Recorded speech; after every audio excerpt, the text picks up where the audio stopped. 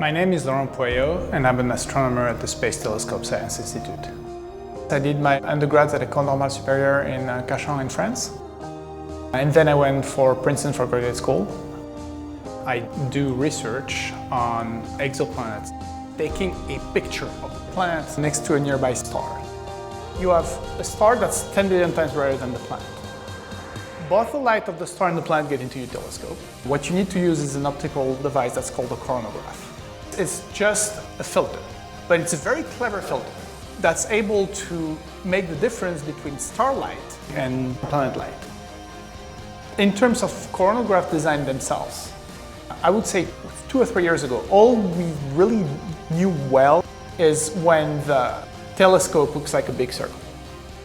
We had no idea how to design them for telescopes that are a little more complicated, like the James Webb, with all these hexagons and stuff. And I've put out a few ideas on how to do it. It turns out you don't need a circle. You can have any telescope design. We think that it's going to enable us to launch much bigger apertures in space. So by aperture, we mean like the size of the big mirror. I think it's great Laurent got this award. He's a very bright young scientist and he's working on an extremely difficult task. And the work he's done will help pave the way to build future space telescopes to observe planets that look like the Earth. I was so excited to hear that Laurent won this prize. Laurent is so energetic and enthusiastic about his work, and he's already made contributions to the discovery and characterization of giant planets around young stars.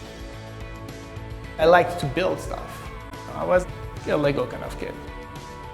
I kind of, at some point, realized that I want to build something that has like some greater purpose.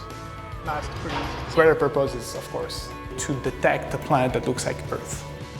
It's one of the biggest questions in the history of mankind.